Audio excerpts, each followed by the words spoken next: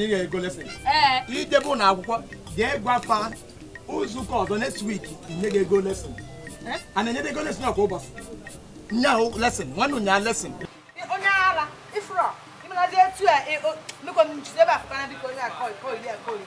Asandi owandio.